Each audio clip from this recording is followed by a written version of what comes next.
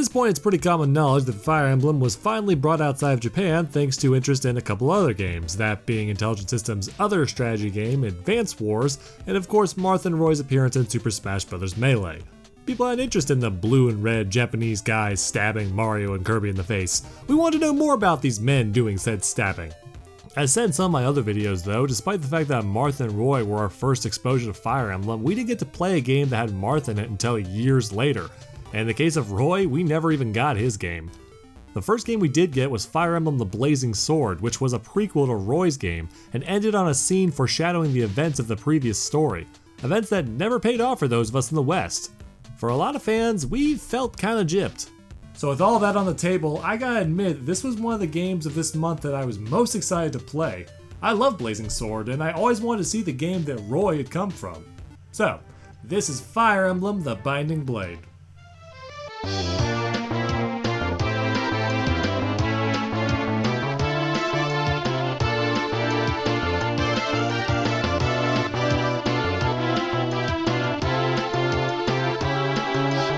Fire Emblem The Binding Blade is the 6th Fire Emblem game of the series and the first one on the Game Boy Advance. It's also notable for being the only Game Boy Advance Fire Emblem game that we never got here in North America, because the game following this one was the first time when Fire Emblem came to the States. Also, another fun fact, this actually isn't the first game that Roy appeared in. He was actually put into Super Smash Bros. Melee as a promotional campaign for his upcoming game, which hadn't even come out in Japan yet. And most of you probably already know that by now, but it just doesn't feel like a Fire Emblem video if I don't hit you over the head with that tidbit, you know? The story takes place in the land of Alib, and the plot is kicked off when King Zephiel of the Kingdom of Bern starts a bloody campaign against his neighboring countries. Eli Wood of Foray is suffering from a terrible illness that leaves him bedridden, so he's forced to send his only son, Roy, out to lead the fight against Bern and take down Zephiel. Along the way, Roy will meet many colorful allies, both figuratively and literally, as he starts a quest to save his world from an evil tyrant.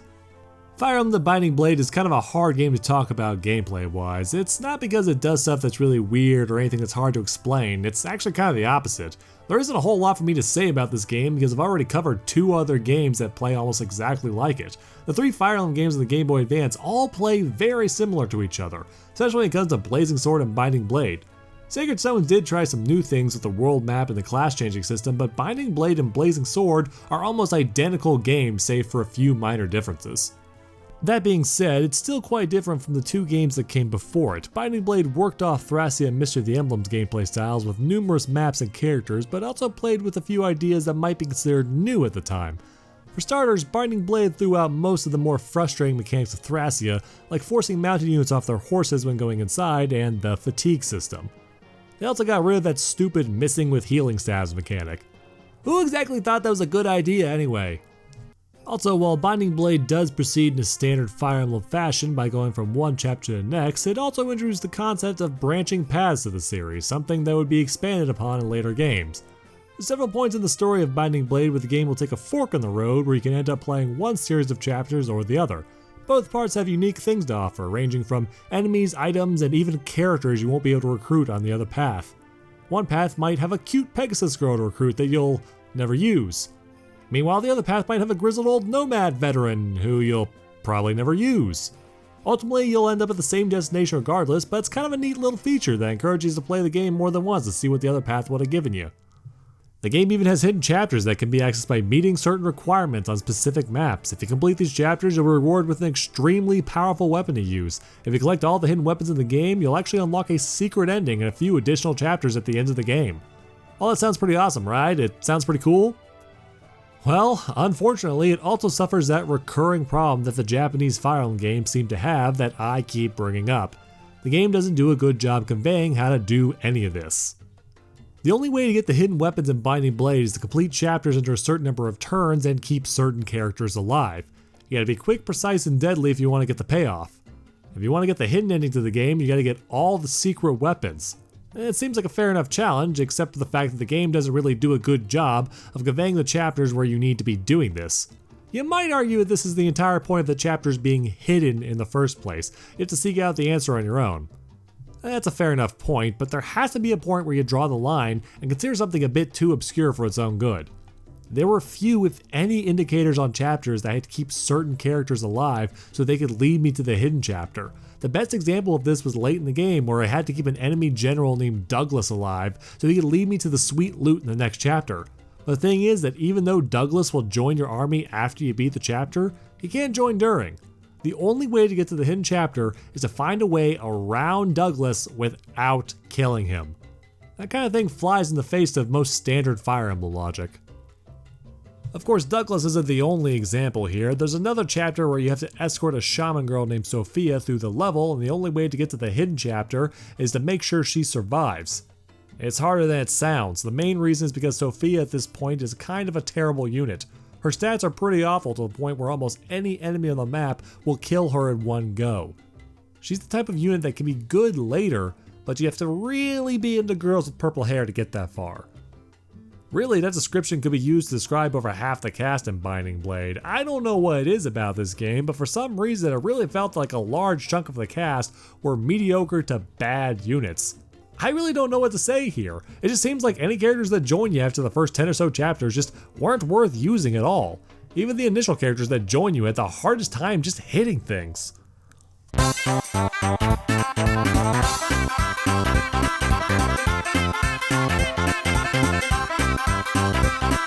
I mean, I guess this sort of thing is to be expected in a Fire Emblem game. After all, the reason you keep getting units throughout the story is probably due to the permanent death mechanic. If you lost your best healer early on, you could have the opportunity to get another one later who could be decent, but was probably not going to be as good as the first one in the long run.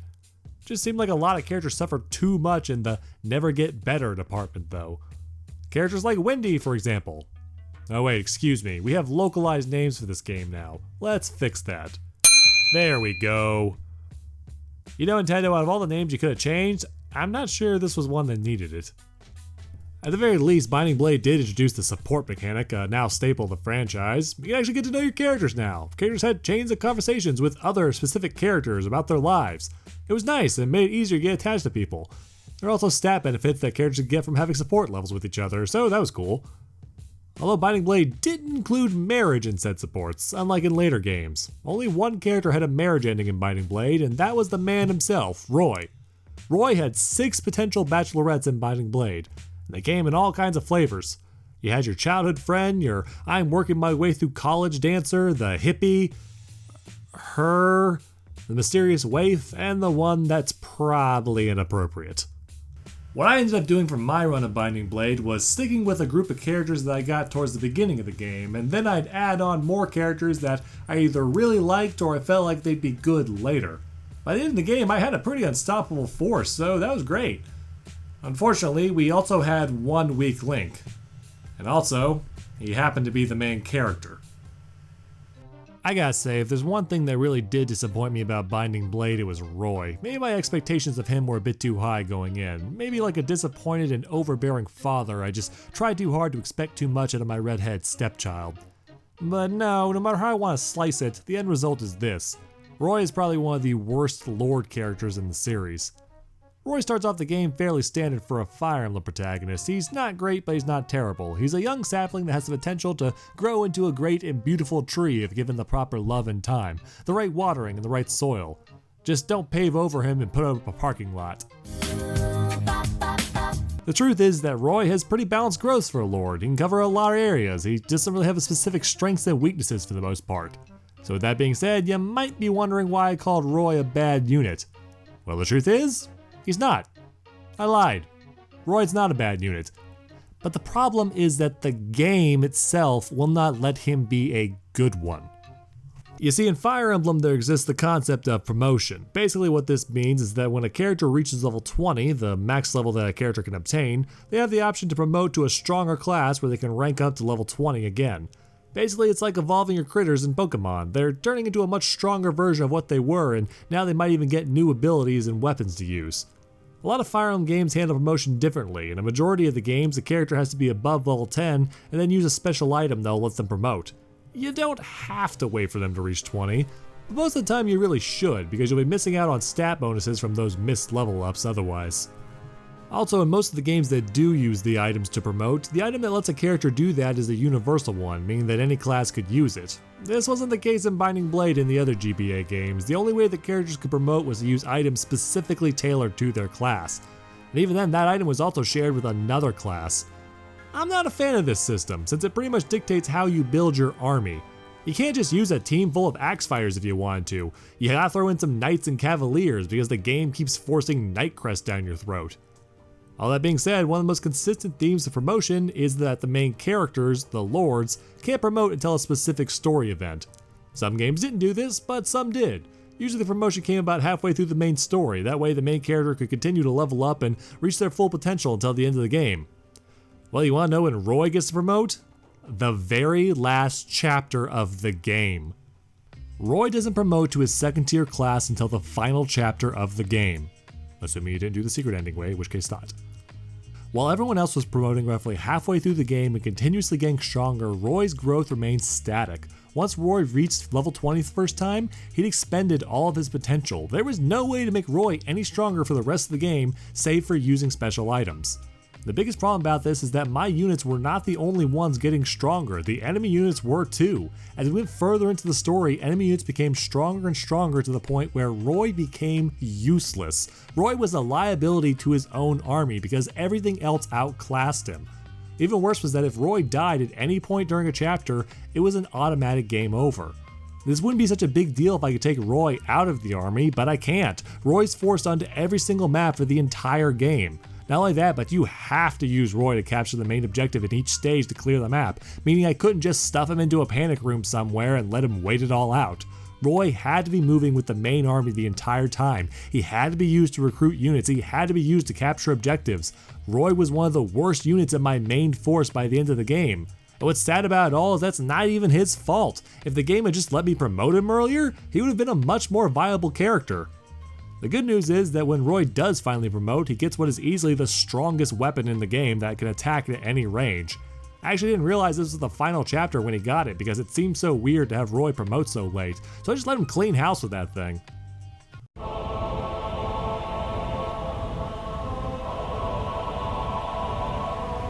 Go, my child. It is your time.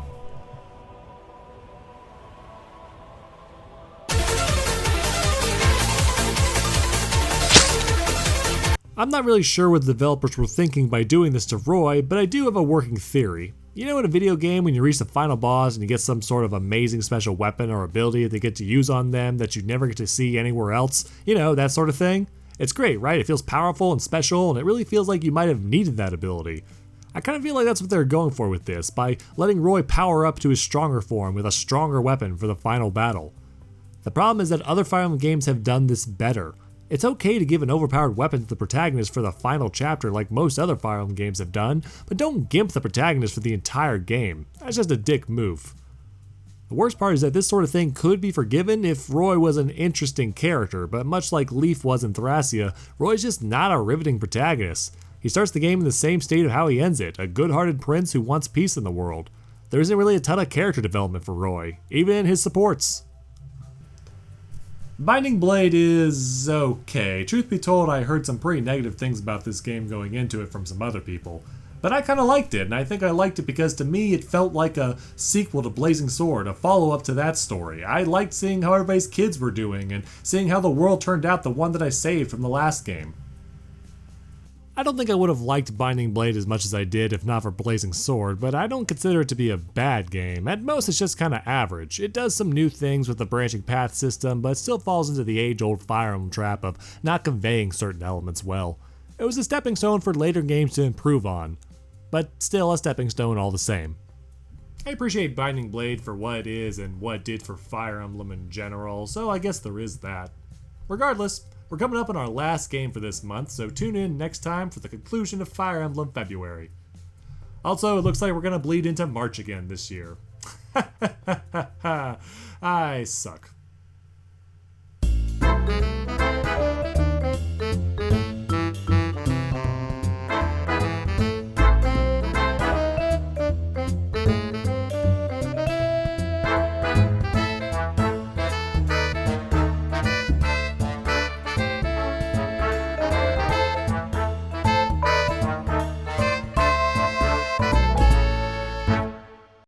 and then I fired again, and then I missed, and then I fired, and then I fired, and I missed. I missed both times, and then I fired, and I missed. This went on for several hours.